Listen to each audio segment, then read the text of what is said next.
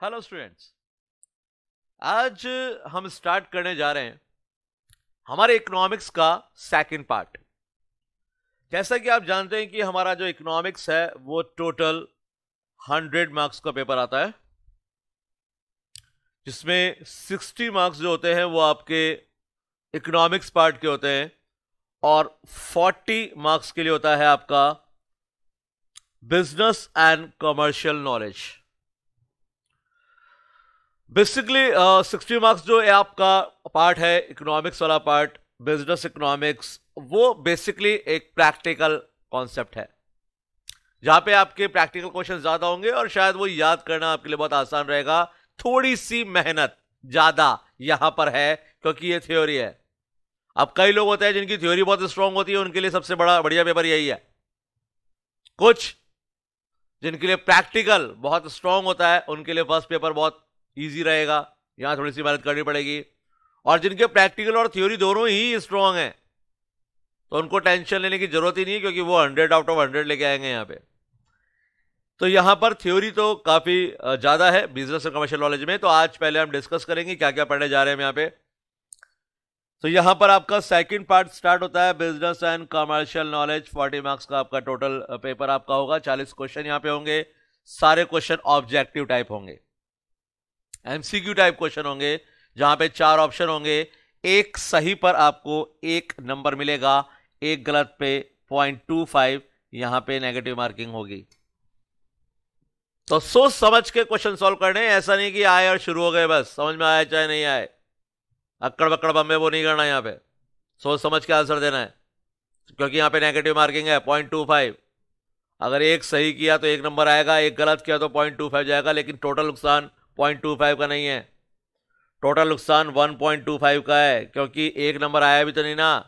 1 number उस question में मिला नहीं जो आ सकता था, प्रोबेबिलिटी थी कि 1 नंबर मिल जाता, वो तो मिला नहीं, और साथ में 0.25 लेस और हो गए, तो टोटल नुकसान 1.25 का होता है वो। इससे सोच समझ के ध्यान से सॉल्व करना है इस पेपर को। चलिए देखते हैं क्या क्या पढ़ना है हमें बीसीके में। तो बीसीके में आप पढ़ेंगे सबसे पहले first chapter business and commercial knowledge, जो कि एक इंट्रोडक्शन है। Nature of business, profession, employment, इसका जो डिफरेंस है वो इस चैप्टर में बहुत अच्छे तरीके से समझाया गया है कि क्या डिफरेंस होता है बिजनेस में, प्रोफेशन में और एम्प्लॉयमेंट में। बेसिकली बिजनेस, प्रोफेशन, एम्प्लॉयमेंट 3 अलग चीजें होती है और तीनों का जो डिफरेंस है वो यहां पे चैप्टर में क्लियर किया गया है। उसके बाद ऑब्जेक्टिव ऑफ बिजनेस क्या है, economic and non economic activities क्या होती हैं, और फॉर्म्स ऑफ बिजनेस ऑर्गेनाइजेशन। तो आप लोगों ने 11th क्लास में जब बीएसटी पढ़ी थी तो बीएसटी में आपने पढ़ा था कि कुछ फॉर्म्स ऑफ बिजनेस ऑर्गेनाइजेशन होती हैं, लाइक सोल प्रोप्राइटरशिप भी होते हैं, एचयूएफ भी होते हैं, पार्टनरशिप भी होती है, कंपनी भी होती है, एलएलपी भी अब तो एक नया फॉर्म आ चुका है, आपको पता ही है, लिमिटेड लायबिलिटी पार्टनरशिप। वो सारी चीजें यहां चैप्टर 1 में डिस्कस की जाएंगी। उसके बाद पढ़ेंगे हम चैप्टर 2 में। चैप्टर 2 में हमें क्या क्या पढ़ना है, आइए क्लियर कर लेते हैं। चैप्टर 2 में पढ़ेंगे आप माइक्रो एंड मैक्रो एनवायरमेंट। तो यहां पे चैप्टर का नाम ही बिजनेस एनवायरमेंट है, एनवायरमेंट की स्टडी आपको करनी है। Element of micro environment like consumers, competitors, organisations, market, suppliers, intermediates, elements of macro environment. तो मैक्रो के demographic, economic, political, legal, social, cultural, technological, global, environmental. तो बेसिकली ये सारे कॉन्सेप्ट यानी माइक्रो और मैक्रो एनवायरमेंट पूरे की स्टडी की जाएगी आपकी बिजनेस एनवायरमेंट चैप्टर में, यानी कि चैप्टर 2 में।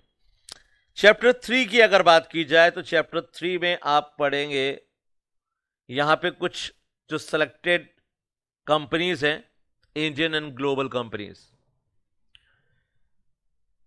किस जगह आप काम करने जा रहे हैं, किस इकोनॉमी में आप काम करने जा रहे हैं, वहां पर कौन कौन सी कंपनीज हैं, उनकी क्या डिटेल्स हैं, वो यहां पर आपको याद करनी पड़ेंगी। यहां पर कुछ कंपनीज हैं, कुछ इंडियन कंपनीज हैं, कुछ ग्लोबल कंपनीज हैं, एमएनसीज हैं, जिनकी स्टडी यहां पे की जाएगी। बताया जाएगा सीईओ कौन है, सीएफओ कौन है, कंपनी की टोटल रेवेन्यू कितनी रही पर्टिकुलर किसी एक ईयर में, कंपनी का एम क्या है, मिशन क्या है, कंपनी का बैकग्राउंड क्या है, कंपनी कैसे इनकॉर्पोरेट हुई, कब हुई, कहाँ हुई, हेडक्वार्टर कहाँ है उसका, वो सारी सारी जो बेसिक डिटेल है वो आपको चैप्टर 3 में मिलेगी कंपनीज की। चैप्टर 4 की बात की जाए तो चैप्टर 4 में हम कुछ गवर्नमेंट पॉलिसीज की बात करेंगे। बड़ा ही मजेदार टॉपिक है। यहां पर आप पढ़ेंगे एलपीजी के बारे में, liberalisation, privatisation, global investment, foreign investment, FDI, FPI, इन सब की स्टडी यहां पे की जाएगी। जो गवर्नमेंट की पॉलिसीज हैं वो कैसे बनाई जाती हैं, कौन बनाता है, कैसे बनाता है, उन सब की स्टडी चैप्टर नंबर 4 में की जाएगी। इसके बाद पहुंचेंगे हम चैप्टर नंबर 5 में और हम देखेंगे कि ऐसे कौन कौन से ऑर्गेनाइजेशन हैं जो बिजनेस की ग्रोथ में उनकी हेल्प करते हैं। कुछ रेगुलेट करने वाली बॉडीज भी हैं like RBI, SEBI, CCI, IRDI, और कुछ इंडियन डेवलपमेंट बैंक है लाइक नाबार्ड। इन सब की स्टडी हमारे 5th चैप्टर में की जाएगी। आरबीआई के फंक्शन क्या है, सेबी के फंक्शन क्या है, CCI competition commission of India, IRDI, Exim bank, उन सब की डिटेल यहां पर स्टडी की जाएगी। और उसके बाद आएगा आपका लास्ट चैप्टर, चैप्टर 6। इस चैप्टर में सिर्फ कुछ टर्म्स दिए हुए हैं, तो इस टॉपिक में सिर्फ एक वर्ड लिखा हुआ आएगा और आपसे पूछा जाएगा कि इसकी मीनिंग क्या है। 4 ऑप्शंस होंगे, ए बी सी डी। ये जो टर्म्स हैं ये फाइनेंस, स्टॉक और कमोडिटी मार्केट की होंगी टर्मिनोलॉजी है। उसके बाद मार्केटिंग की है, उसके बाद बैंकिंग की है, उसके बाद अदर बिजनेस टर्मिनोलॉजी आएगी, जहां पे आपको टर्म्स दिए जाएंगे और पूछा जाएगा बताइए इसका मतलब क्या होता है, इसका मीनिंग क्या है। तो उसका मीनिंग जानने के लिए रहिए आप तैयार। तो यहां पर कॉमन बिजनेस टर्मिनोलॉजी है और ये वर्ड्स वहां पर दिए होंगे, मीनिंग आप 2 ही तरीके के क्वेश्चन, सिंपल, इस चैप्टर में से जो क्वेश्चंस बनेंगे 2 ही क्वेश्चन होंगे। वो 2 ही मतलब 2 तरीके के, 2 क्वेश्चन नहीं आएंगे, 2 ही तरीके के क्वेश्चन आएंगे। पहले जो क्वेश्चंस होंगे उसमें कोई वर्ड दिया होगा और आपको 4 मीनिंग दिए होंगे, आपको एग्जैक्ट मीनिंग उस वर्ड की क्या है अकॉर्डिंग टू चैप्टर आपको याद करनी पड़ेगी। और या फिर मीनिंग लिखी होगी, पूछा जाएगा कि किसके लिए यूज होता है, उसका एक पर्टिकुलर वर्ड क्या है वो आपको बताना पड़ेगा वहां पे। तो बेसिकली वर्ड मीनिंग वाला चैप्टर है और पूरे चैप्टर में यही दिया हुआ है आपको, वर्ड दिए हुए, मीनिंग दी हुई है, वर्ड दिया हुआ, मीनिंग दी हुई है। तो या तो मीनिंग देके वर्ड पूछ लेगा या वर्ड देके मीनिंग पूछ लेगा, 2 ही तरीके क्वेश्चन बनते हैं इसमें, ज्यादा ज्यादा और कुछ नहीं पूछा जाएगा इस चैप्टर में। ऑन एन एवरेज 6 चैप्टर हमारे पास हैं, 40 क्वेश्चंस हमें सॉल्व करने हैं। तो ऑन एन एवरेज जाते हैं तो हर चैप्टर में से करीबन 6-7 क्वेश्चंस होते हैं हमारे पास, 6 to 7 क्वेश्चंस हर चैप्टर में से होते हैं। तो यहां पे हर चैप्टर को इक्वल वेटेज देके चलना है हमें, किसी को कम वेटेज नहीं देनी है, किसी को ज्यादा वेटेज नहीं देनी है, इक्वल वेटेज देके चलना है हमें यहां पे। और वैसे भी कॉम्पिटिशन एग्जाम में सबसे मुश्किल चीज यही होती है कि वहां पे किसी भी चैप्टर में से वेटेज कई बार कम और ज्यादा हो सकते हैं, तो वो कोई बड़ी बात नहीं है, लेकिन फिर भी एक एवरेज हम लेके चल रहे हैं, 6 to 7 क्वेश्चंस हर चैप्टर में से आने वाले हैं। तो यहां पर ये आपकी बेसिक डिटेल थी, 6 चैप्टर आपके पास हैं, चैप्टर में क्या क्या पढ़ना है, कैसे पढ़ना है आपको बताया गया। और अब उस चैप्टर को हम स्टार्ट करने जा रहे हैं। स्टार्ट करेंगे हमारे फर्स्ट चैप्टर से। तो हमारा फर्स्ट चैप्टर क्या है, जैसा कि आप जानते ही हैं, business and commercial knowledge and introduction. तो आईसीआई मॉड्यूल में आप चैप्टर 1 पर बीसी के बुक में, बिजनेस एंड कमर्शियल बुक में आ जाइए। चैप्टर 1 सब स्टार्ट करने जा रहे हैं और आज देखेंगे कि आप क्या क्या पढ़ने वाले हैं इस चैप्टर में। इस चैप्टर में सबसे पहले पढ़ेंगे हम domains of business and commercial knowledge, domains पढ़ेंगे।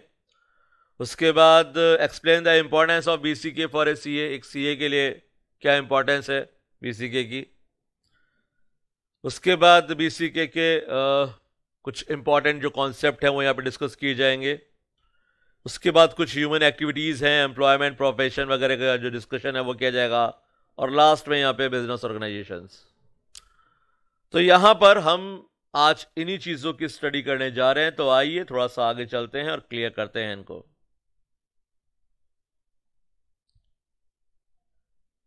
तो सबसे पहले इंट्रोडक्शन पर पहुंचेंगे हम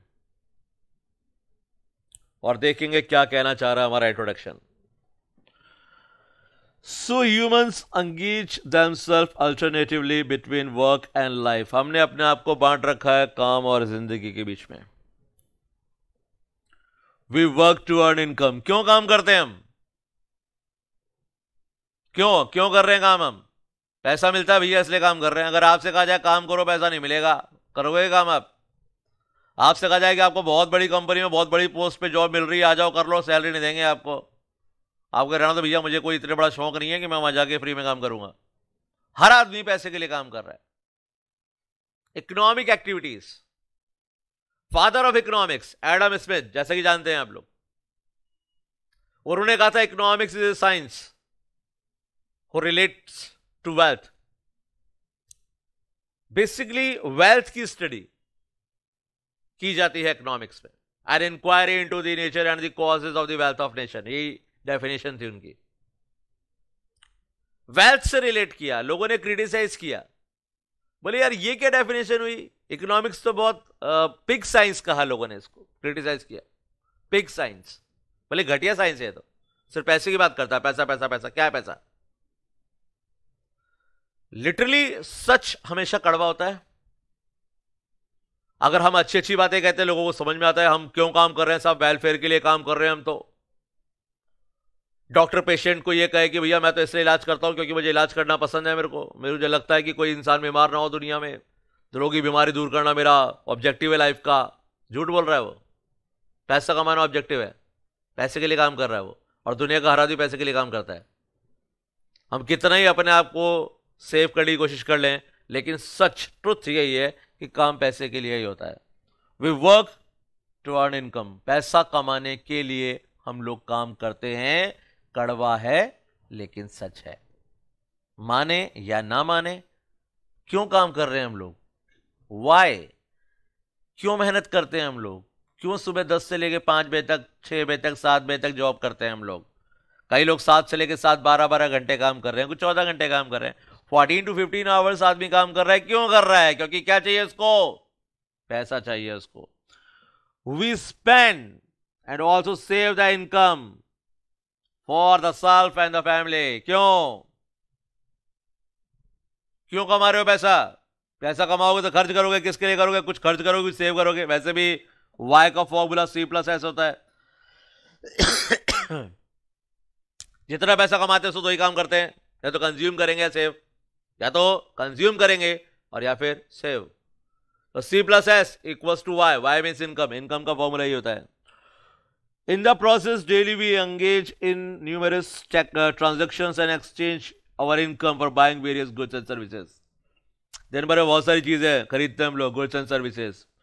सोशल हैं तो कुछ सोशल एक्टिविटीज भी होती है हमारी, तो सोशल एक्टिविटीज में हम चैरिटीज वगैरह भी करना पसंद करते हैं, और कुछ पैसा अपनी पसंद के ऊपर भी खर्च करते हैं। तो आइए हम इकोनॉमिक एक्टिविटीज को ही पढ़ने जा रहे हैं, इस चैप्टर में डिटेल से पढ़ने की कोशिश करेंगे। आइए पढ़ते हैं और देखते हैं क्या होती हैं इकोनॉमिक एक्टिविटीज।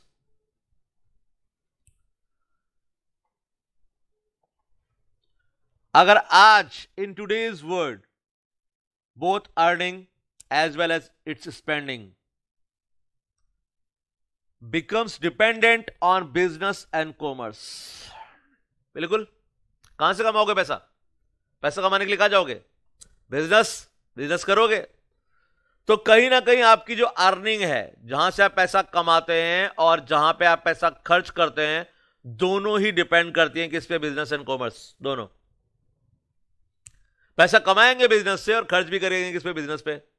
कोई ना कोई बिजनेस एक्टिविटी पे तो खर्च करोगे, कोई सामान परचेज करोगे, गुड्स एंड सर्विसेज परचेज करोगे, तो किसी ना किसी बिजनेस से तो करोगे।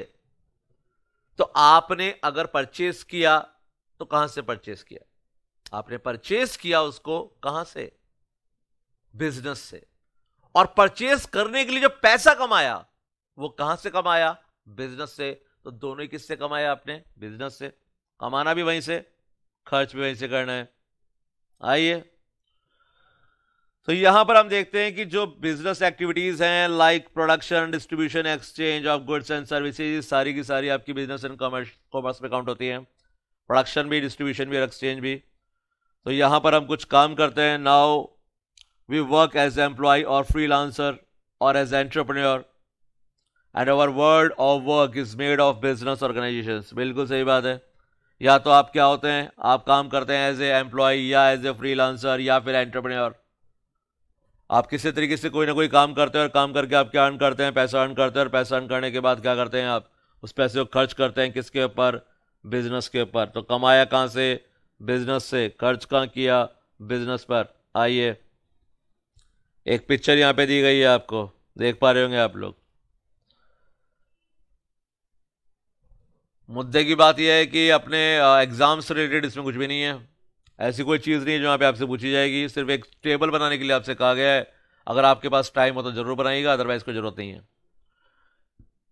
इस दोनों पिक्चरों को देखकर आपको ये पता लगाना है कि ऐसे कौन कौन सी चीजें हैं जो आपने डायरेक्ट जो उसका मैन्युफैक्चरर है उससे आपने परचेस की हैं, और ऐसी कितनी चीजें हैं जो आपने रिटेलर से परचेस की हैं। तो उसकी लिस्ट अगर आप बनाना चाहें तो आपकी मर्जी की बात है, बना लीजिएगा। ना बनाना चाहें तो आगे बढ़ते जाइए, क्योंकि ये हमारे मतलब की बात कुछ भी नहीं है। जहां से मतलब शुरू होता है, कहानी शुरू होती है, वहां पहुंच जाते हैं हम। तो सबसे पहले पढ़ेंगे BCK domains and overview. Domains हैं एक्टिविटीज। तो सबसे पहले कौन कौन सी एक्टिविटीज आती हैं बीसीके में, यानी कि बिजनेस एंड कमर्शियल नॉलेज में कौन कौन सी एक्टिविटीज की स्टडी की जाती है। तो basically manufacturing, trading, commerce, services. So basically manufacturing हो, ट्रेडिंग चाहे डोमेस्टिक हो चाहे फॉरेन हो। उसके बाद कॉमर्स, सर्विसेज। तो ये सारी चीजें जो एक्टिविटीज हैं इनकी स्टडी बीसीके में की जाती है, चाहे बनाने की बात हो या बेचने की बात हो। सब बनाना बेचना सब किस में है, बीसीके में स्टडी किया जाता है। स्केल क्या हो सकती है, माइक्रो एंटरप्राइजेस हो सकते हैं, स्मॉल हो सकते हैं, मीडियम हो सकते हैं, या लार्ज हो सकते हैं। बिल्कुल होते हैं। माइक्रो एंटरप्राइजेस भी होते हैं, मीडियम भी होते हैं, स्मॉल भी होते हैं, लार्ज भी होते हैं। इंडिया में आपको माइक्रो बिजनेस भी मिलेंगे, मैक्रो भी मिलेंगे, स्मॉल भी मिलेंगे, मीडियम मिलेंगे, लार्ज मिलेंगे, सारे मिलेंगे। ज्योग्राफिकल स्कोप की बात करें तो मार्केट लोकल भी होता है, नेशनल भी होता है और मल्टीनेशनल भी होता है। बिल्कुल, आपका जो बिजनेस है वो लोकल भी हो सकता है। पर्टिकुलर आप जिस शहर में रहते हैं वहीं पर बनाते हैं, वहीं पर बेचते हैं, तो आपका लोकल हो गया। नेशनल बनाते तो आप अपने शहर में हैं, लेकिन ऑल ओवर इंडिया उस प्रोडक्ट को बेचते हैं, तो आपका बिजनेस क्या हो गया, नेशनल हो गया। इंटरनेशनल, मल्टीनेशनल कब होगा, आज बना रहे हैं पूरे वर्ल्ड में बेच रहे हो, या आपकी कंपनी एमएनसी या मल्टीनेशनल कॉर्पोरेशन है जो वर्ल्ड के बहुत सारी कंट्रीज में अपना बिजनेस करती है। पॉसिबल है, जरूरी नहीं कि बिजनेस हमेशा लोकल ही होगा। बिजनेस लोकल भी हो सकता है, नेशनल भी हो सकता है और मल्टीनेशनल भी हो सकता है। तो यहां पर सारी चीजें हमारे लिए पॉसिबल हैं।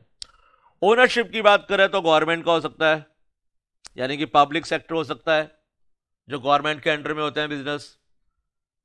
रोडवेज है तो हर स्टेट की अपने अपने रोडवेज है, तो वो गवर्नमेंट के अंडर में चल रही है ना, तो स्टेट ऑन ही तो है, वो पब्लिक सेक्टर में आती है। प्राइवेट सेक्टर में अगर आप जाएंगे तो वहां पर बहुत सारे तरीके हैं, जैसे अभी हमने डिस्कस किया था, आपका बिजनेस सोल प्रोप्राइटरशिप हो सकता है। बहुत डिटेल से स्टडी की हमने इस चैप्टर में, सोल प्रोप्राइटरशिप, पार्टनरशिप, कंपनी, बहुत डिटेल से पढ़ेंगे इसको आगे फर्दर नेक्स्ट लेक्चर में। तो सोल प्रोप्राइटरशिप हो गया, पार्टनरशिप हो गया, कंपनी हो गई, कॉर्पोरेट सेक्टर हो गया।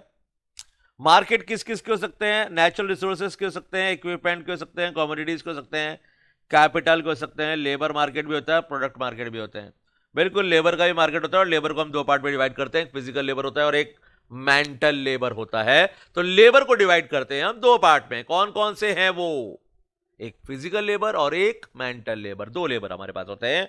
उसके बाद स्टेक होल्डर कितने लोग हैं, कौन कौन से लोग हैं जिसको बिजनेस से कोई फायदा हो सकता है या होता है। तो आइए देखें बिजनेस से फायदा उठाने वाले लोग। सबसे पहले एंटरप्रेन्योर्स, वो लोग जिन्होंने बिजनेस स्टार्ट किया। बिजनेस स्टार्ट ही किस लिए किया, प्रॉफिट के लिए किया। एक ही एम है, प्रॉफिट अर्न करना है, प्रॉफिट कमाना है। उसके बाद हमारे प्रमोटर्स होते हैं, कस्टमर्स तो होते ही होते हैं, क्योंकि उनको हम गुड्स एंड सर्विसेज प्रोड्यूस करके देते हैं। तो ये तो वो लोग हैं जो फायदा उठाते हैं। उसके बाद हमारे इन्वेस्टर्स होते हैं, ओनर होते हैं, डायरेक्टर्स होते हैं, शेयर होल्डर्स भी होते हैं, मैनेजर होते हैं, एम्प्लॉय होते हैं, सप्लायर्स हैं, लॉ एंड रेगुलेटर्स हैं, policy makers, supporting, facilitating organisation, society at large. इन सबको बेनिफिट होता है कहीं ना कहीं बिजनेस से। तो फंक्शन की अगर बात करेंगे तो फंक्शन में पहला प्रोडक्शन, यानी कि चीज को बनाना, किसी चीज का प्रोडक्शन करना। और वैसे आप बिजनेस इकोनॉमिक्स में प्रोडक्शन चैप्टर में पढ़ चुके हैं कि व्हाट इज प्रोडक्शन। प्रोडक्शन का मतलब होता है प्रोडक्ट की यूटिलिटी को इंक्रीज करना, because man can not create matter, इंसान मैटर क्रिएट नहीं कर सकता। ऐसी कोई भी चीज जो इस अर्थ पे नहीं थी, विदाउट हेल्प ऑफ नेचर हमने बना दी हो, पॉसिबल नहीं है। नेचर की हेल्प के बिना हम कुछ भी बना नहीं सकते, इम्पॉसिबल है। तो यहां पर प्रोडक्शन का मतलब सिर्फ क्रिएशन ऑफ यूटिलिटी होता है। क्रिएशन ऑफ यूटिलिटी, चीजों की यूटिलिटी को बढ़ाना ही प्रोडक्शन कहलाता है। उसके बाद मार्केटिंग भी है। आज के टाइम में सबसे टफ टास्क शायद मार्केटिंग ही होता है। प्रोडक्शन शायद इतनी बड़ी प्रॉब्लम नहीं है जितनी बड़ी प्रॉब्लम कौन है, मार्केटिंग। मार्केटिंग ज़्यादा बड़ी प्रॉब्लम है। चीज़ों की मार्केटिंग करना, उसको मार्केट तक पहुंचाना और लोगों को ये रियलाइज करवाना कि हमारा प्रोडक्ट सबसे बेटर है, भैया ले लो, हमसे बेटर प्रोजेक्ट किसी का नहीं मिलेगा। सबसे बढ़िया प्रोडक्ट किसका, बोले हमारा। टीवी पर ऐड देखते हैं क्या आप लोग? 90% ऐड ये नहीं बताते कि हमारे प्रोडक्ट में क्या बेटर है, वो ये बताते हैं कि दूसरे प्रोडक्ट में क्या कमी है। उनका साबुन ज्यादा घिसता है, सब हमारा तो घिसता ही नहीं है। उस वाले सर्फ से साफ नहीं होगा, हमारे वाले सर्फ से साफ हो जाएगा। मार्केटिंग ही तो है ये। लोगों को ये बताने कि हमारा प्रोडक्ट दूसरों से बेटर क्यों है। दूसरे का प्रोडक्ट बेकार, हमारा प्रोडक्ट बहुत बढ़िया। सबसे बढ़िया किसका, बोले साहब हमारा ही है। उसके बाद accounting, finance, taxation, human resources. Focus होता है कंपनी एंटरप्राइज वाइड या पर्टिकुलर बिजनेस लाइन पर या पर्टिकुलर फंक्शन पर। हर कंपनी के अपने फोकस होते हैं। कंसर्न सबसे पहला सर्वाइवल, सबसे इंपॉर्टेंट चीज है बिजनेस में, सर्वाइवल। सेकंड चैप्टर जब हम इसको पढ़ेंगे हम लोग, सेकंड चैप्टर, तो उसमें बताया गया है कि around 1,37,000 new business daily start होते हैं वर्ल्ड वाइड। यानी कि पूरे वर्ल्ड में डेली जो न्यू बिजनेस स्टार्ट होते हैं वो है 1,37,000, और 1,30,000 डेली बंद भी हो जाते हैं। Survival only 7,000, 7,000। अब आप देखिए वर्ल्ड वाइड है। बिजनेस में सबसे टफ टास्क है सर्वाइवल, जिंदा रहना। आपने खुद ने नोटिस किया होगा कि आपके आस पड़ोस में बहुत सारे बिजनेस स्टार्ट हुए भी होंगे आपके सामने सामने, और बंद भी हो गए होंगे। और बहुत सारे ऐसे बिजनेस भी होंगे जो आपके सामने स्टार्ट हुए होंगे। स्टार्ट तो आपके सामने ही हुए और वो आज भी आपके सामने हैं, और कुछ ऐसे जो आपके पैदा होने से पहले से हैं और आज भी हैं। तो बिजनेस में ऐसे बिजनेस आपको बहुत कम मिलेंगे जिनका सर्वाइवल बहुत लंबा रहा हो। तो बिजनेस सबसे मुश्किल चीज है सर्वाइवल, क्योंकि बिजनेस स्टार्ट भी बहुत तेजी से होते हैं और बंद भी बहुत जल्दी हो जाते हैं। तो बिजनेस में सबसे टफ टास्क है सर्वाइवल। अगर सर्वाइव कर ही लिया तो अब चलते हैं प्रॉफिटेबिलिटी पर। प्रॉफिट भी तो अर्न करना है। क्यों कर रहे हैं बिजनेस? लॉस करवाने के लिए, कि मैंने बिजनेस स्टार्ट किया क्योंकि मुझे लॉस चाहिए था, मुझे लॉस चाहिए था इसलिए मैंने बिजनेस स्टार्ट किया। ऐसा दुनिया में कोई इंसान आपको नहीं मिलेगा। हमारा मोटिव होता है प्रॉफिट, और काम भी किसके लिए कर रहे हैं? हम प्रॉफिट के लिए कर रहे हैं। उसके बाद ग्रोथ भी है, सस्टेनेबिलिटी भी है, सोशल रिस्पॉन्सिबिलिटीज भी हैं, क्योंकि हम लोग सोशल हैं, सोसाइटी में रहते हैं, तो कुछ सोशल रिस्पॉन्सिबिलिटीज भी हमें पूरी करनी होती है। Then governance and value and ethics. बिल्कुल, एथिक्स तो हमारे साथ जुड़े हुए हैं। वैल्यू एंड एथिक्स में रहकर हम काम करने की कोशिश करते हैं, लेकिन जब बात बिजनेस की आती है तो कई बार वैल्यू एंड एथिक्स को साइड में रखना पड़ता है, क्योंकि वैल्यू एथिक्स जहां पे काम करते हैं वहां पे as it is profit earn करना बहुत मुश्किल हो जाता है। क्योंकि एथिक्स तो यही कहते हैं कि आप बढ़िया प्रोडक्ट लोगों को अवेलेबल करवाइए और कम प्राइस पे अवेलेबल कराइए, और जो लेबर है उनको आप ज़्यादा से ज़्यादा वेजेस दीजिए। तो लेबर को अगर वेजेस ज़्यादा दूंगा तो मेरी कॉस्ट ज़्यादा आएगी, और क्वालिटी बेटर बनाऊंगा तो कॉस्ट और ज़्यादा आएगी, और कम प्राइस से बेचूंगा तो सोशल बेनिफिट तो मुझे जरूर मिलेगा, लेकिन वेलफेयर तो लोगों का जरूर होगा, लेकिन प्रॉफिट नहीं हो सकता। तो कई बार कुछ चीज़ों को देखना पड़ता है हमें। उसके बाद आपका मोड क्या है? ट्रेडिशनल हो सकता है, फिजिकल हो सकता है, ब्रिक एंड मोर्टार हो सकते हैं, इन स्टोर, डिजिटल, और आजकल तो बेसिकली ऑनलाइन ही चलता है। बिजनेस कौन से में चलता है? ऑनलाइन। ऑनलाइन बिजनेस तो आप जानते ही हैं, आजकल सारे प्रोडक्ट ऑनलाइन तो मंगा रहे हो आप लोग। मोबाइल परचेज करना है, अमेजोन पे जाएंगे, फ्लिपकार्ट पे जाएंगे, और पता नहीं कौन कौन से कार्ट पे जाएंगे, उन कार्ट पे जाएंगे, फोन पसंद करेंगे, उसके बाद सब जगह रेट कंपेयर करेंगे, जहां पे सस्ता मिलेगा वहां से ऑर्डर कर देंगे। ऐसे तो कर रहे हैं आजकल हम लोग। अरे आजकल तो खाना भी स्विगी और जोमेटो से आ रहा है भैया, सब चीज ऑनलाइन हो चुकी है आजकल। कौन जाए लेके आए, कौन घर पे बनाए, ऑर्डर करो और घर पे मंगा लो। तो आज जो बिजनेस है वो क्या हो चुका है, डिजिटल हो चुका है, ऑनलाइन हो चुका है। उसके बाद जो हमारे डिसिप्लिन्स हैं वो हैं economics, law, philosophy, psychology and sociology. ये सब हमारे डिसिप्लिन्स हैं जिनकी स्टडी आप करेंगे बिजनेस एंड कमर्शियल नॉलेज में। तो आइए डोमेन्स देखने के बाद थोड़ा सा आगे बढ़ते हैं और कॉन्सेप्ट को आगे ले जाते हैं। तो यहां पर domains of business and commercial knowledge में आप देखेंगे सबसे पहले Oxford online dictionary defines the term domains as a specified sphere of knowledge. Knowledge के बारे में जानना ही आपका क्या होता है, डोमेन्स होते हैं। बीसीके इज वास्ट, सबसे पहला पॉइंट यहां पर आपका है। The universe of business is vast, बहुत ज्यादा बड़ा फैला हुआ है, एंड नहीं है, कहीं पर कोई एंड दिखाई ही नहीं दे रहा। जैसे कि अगर हम बात करते हैं, take for example the range of business activities. अब आप बात कर रहे हैं यहां पे रेंज ऑफ बिजनेस एक्टिविटीज की, मैंने कहा ना वास्ट, बहुत बड़ा। तो यहां पर आएगा मैन्युफैक्चरिंग, ट्रेडिंग, सर्विसेज। अब यहां पर अगर किसी एक को भी ले, हम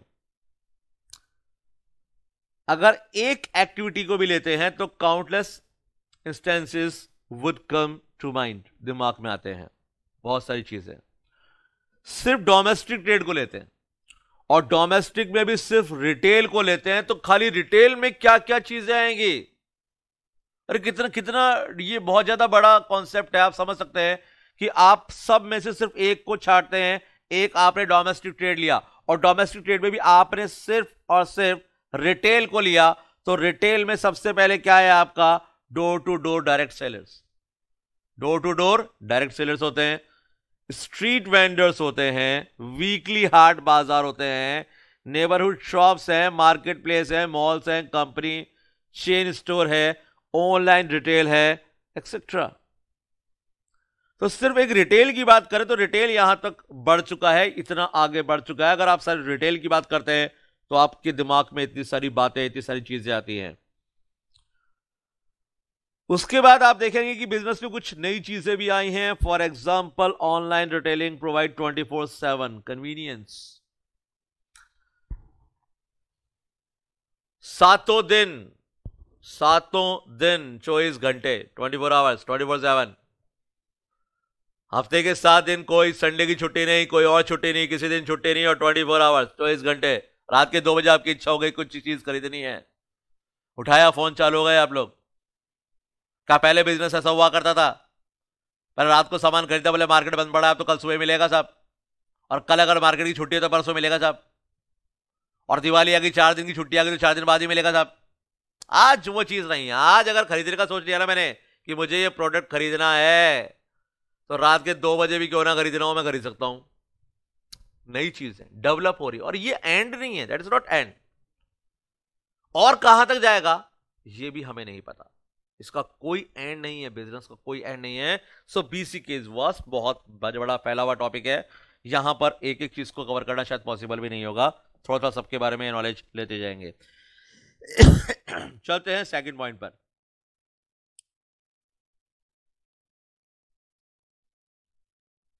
तो सेकंड पॉइंट हमारा कह रहा है बीसीके इज मल्टी डिसिप्लिनरी। बिल्कुल, बहुत सारे डिसिप्लिन इन्वॉल्व किए हैं। आइए, सबसे पहले marketing. BCK is eclectic. It derives from various disciplines like marketing, accounting, finance, operation, human behavior, psychology and sociology, law, economics, ethics, etc. ये सारी चीजों की स्टडी BCK में की जाती है, आप देख सकते हैं यहां पे।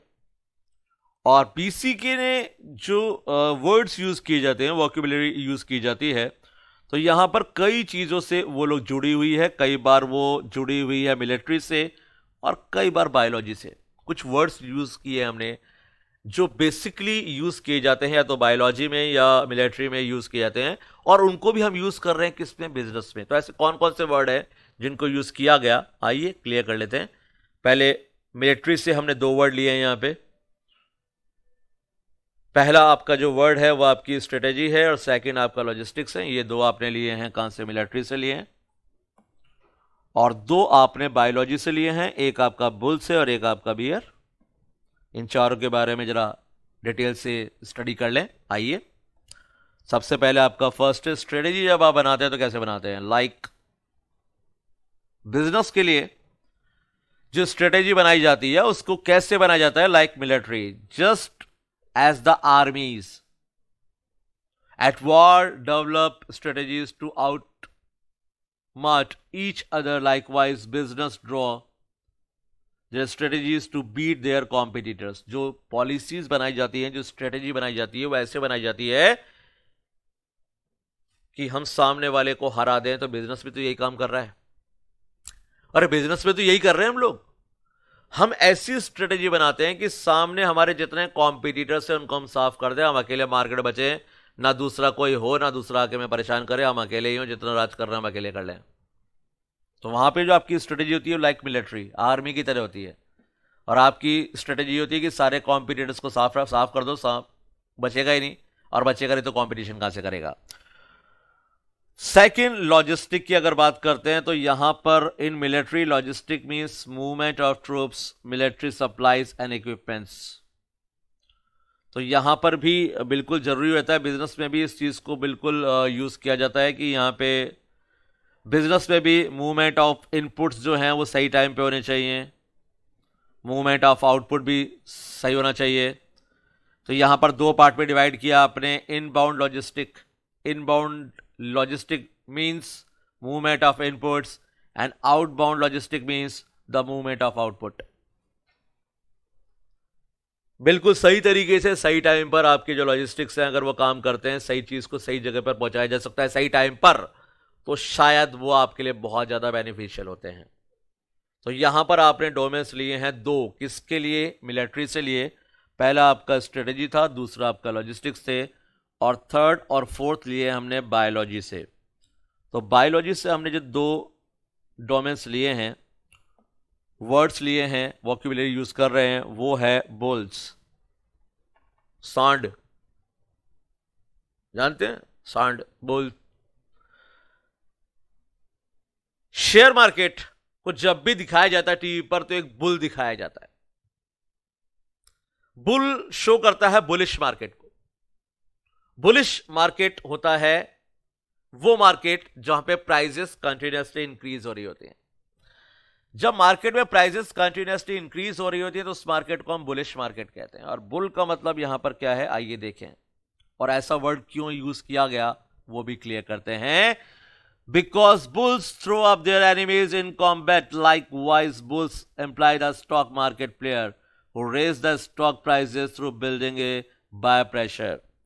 सांड अपने दुश्मनों को सींग से उठाता है और ऊपर उछाल देता है, यही काम होता है सांड का। क्या काम होता है सांड का? चीजों को ऊपर उछालना। दुश्मन सामने दिखा, सींगों में फंसाया, ऊपर उछाल दिया उसको, खत्म। वैसे ही हमारे जो स्टॉक मार्केट प्लेयर होते हैं, जो बुलिश प्लेयर होते हैं, वो क्या करते हैं, वो वहां पे परचेज करना स्टार्ट कर देते हैं और बाय प्रेशर बनाकर वो चीजों की प्राइस को बहुत ऊपर ले जाते हैं। कंटिन्यूसली प्रेशर बढ़ाएंगे तो क्या होगा, आप कंटिन्यू परचेज करते जा रहे हैं, करते जा रहे हैं, करते जा रहे हैं, क्या होगा, डिमांड इंक्रीज होगी, और डिमांड इंक्रीज होगी तो प्राइस भी क्या होगी, इंक्रीज होगी। तो मार्केट कहां जाएगा, बुलिश, ऊपर जाएगा, क्योंकि आप ये सोच के परचेस कर रहे हैं कि मार्केट ऊपर जाने वाला है। और रियल में ऐसे ही तो होता है। अगर मार्केट में सब लोग ये सोच रहे हैं कि मार्केट ऊपर जाने वाला है तो सब परचेस करना स्टार्ट कर देंगे, सब परचेस करना स्टार्ट कर देंगे, तो मार्केट ऑटोमेटिकली इंक्रीज होना स्टार्ट हो जाएगा। तो जो आपने सोचा था वो हो गया, और मार्केट क्या हो गया, बुलिश मार्केट हो गया, बुल जा रहा है। और सेकंड मार्केट बियर मार्केट होता है, भालू। बियर मीन्स भालू, ये भी बायोलॉजी से लिया टर्म अपन ने। तो यहां पे बियर क्या करता है, अपने जो दुश्मन होते हैं उनको नीचे धक्का मारता है, नीचे धकेलता है उनको, push downwards their enemies in a combat. So यहां पे bears are the stock market players, जिनकी सोच ये होती है कि मार्केट डाउन जाने वाला है, और मार्केट डाउन जाने वाला है तो उसके ही वो तरीके से काम करते हैं। तो भालू की तरह ये मार्केट को नीचे ले जाते हैं, और वो जो बुलिश थे वो मार्केट को ले गए थे ऊपर। एग्जैक्टली यही होता है। तो ये जो टर्म्स हैं, ये जो वर्ड हैं, ये वर्ड बेसिकली इकोनॉमिक्स के नहीं हैं, ये वर्ड बायोलॉजी के हैं। शुरू के जो दो वर्ड थे लॉजिस्टिक्स, तो बेसिकली ये जो वर्ड्स हैं ये कहां से आए? स्ट्रेटेजी, लॉजिस्टिक, ये वर्ड कहां से आए? ये हमने लिए मिलिट्री से, आर्मी से। और उसके बाद जो दो थे वो कहां से लिए आपने? बायोलॉजी से लिए। तो बहुत सारी चीजों को इन्वॉल्व कर लेता है अपने आप में कौन? Business, BCK. सिर्फ एक या दो चीजों को जोड़ के बीसीके नहीं बना है, बीसीके इन सब चीजों को जोड़ के बना है। सबके काम की चीज है बीसीके। थर्ड पॉइंट पे चलते हैं, एवर इवॉल्विंग एंड एक्सपेंडिंग। भैया कोई एंड ही नहीं है इसका। तो बीसीके domains are ever evolving and expanding. भैया हमेशा चेंज होते रहे हैं और बढ़ते जा रहे हैं, बढ़ते जा रहे हैं, बढ़ते जा रहे हैं। आइए, कहां से कहां पहुंच गया बिजनेस? 24/7 आ गया। B2B, business to business, business to commerce, BPO chips, business process outsourcing, BPO. क्या होता है बीपीओ? Business process outsourcing. जो काम कंपनी खुद नहीं कर सकती ना, वो कंपनी बाहर वाले लोगों को देती, तुम करो। Like call centres. अब कॉल सेंटर्स के केस में क्या होता है? क्या होता है कॉल सेंटर के केस में? कॉल सेंटर के केस में यह होता है कि कंपनी कहती है भैया आप मैनेज कर लो, भैया हमारे बस की बात तो नहीं है। अब कितने एक्सपीरियंस्ड लोग होते हैं जो कॉल सेंटर में होते हैं। एग्जैक्टली कई बार जो कस्टमर होते हैं वो बहुत भड़के हुए होते हैं, गुस्से में होते हैं, चीख रहे होते हैं, चिल्ला रहे होते हैं, लेकिन सामने वाला बड़े प्यार से आपसे बात करता है, कृपया लाइन पे बने रहिए, हम आपकी मदद करेंगे। और आपसे इतनी गालियां सुनने के बाद भी आपसे बोलेगा एक्स कंपनी में कॉल करने के लिए धन्यवाद, आपका दिन शुभ हो। ये काम कंपनी तो नहीं कर सकती। तो जो काम हम खुद नहीं कर सकते ना, वो हम आउटसोर्स कर देते हैं बाहर। आप बाहर के लोगों से करा लो। आप एक नई चीज है जो बिजनेस में आ गई। पहले हर काम खुद ही करना पड़ता था, आज जो काम खुद नहीं कर सकते भैया वो काम बाहर दे दो। कि सब हम प्रोडक्शन सब कुछ बढ़िया कर लेते हैं, लेकिन एडवर्टीजमेंट हमारे बस की बात नहीं है, हम ज्यादा बढ़िया ऐड नहीं कर पा रहे, बाहर दे दो। ऐड कंपनीज होती हैं, बेटर से बेटर ऐड आपके लिए बनाएंगी, ऐड बना के और आपको जहां तक भी ग्रोथ दिला सकते हैं ग्रोथ दिलाएंगी। तो बीपीओ यहां पर आ गए, B2B आ गया, B2C आ गया, B2C आ गया और चिप्स आ गए। तो यहां पर सब जो है वो चेंज होता जा रहा है और कंटिन्यूसली चेंज हो रहा है। ये जो एनवायरनमेंट है वो बहुत तेजी से चेंज होने वाला एनवायरनमेंट है और बहुत तेजी से चेंज होता है। In a fast evolving and expanding sphere of knowledge, the rate of knowledge obsolescence is high. So we need to stay updated and develop the capability to learn, unlearn, relearn at a fast pace. सीखना पड़ेगा आप लोगों को। तेजी से चीजों को घटाना, बढ़ाना, क्या करना है, क्या नहीं करना है, इन सब के बारे में परफेक्ट नॉलेज देना। तो आज के लेक्चर में जो बेसिक नॉलेज आपने ली है इसको आप क्लियर कीजिए। इससे आगे चलेंगे हम अपने नेक्स्ट लेक्चर में और हम पढ़ेंगे importance of BCK for a CA. CA बनने जा रहे हैं ना आप लोग? क्या इंपॉर्टेंस है सीए? सीए के लिए बीसीके की इंपॉर्टेंस क्या है उसके बारे में हम जानेंगे हमारे नेक्स्ट लेक्चर में।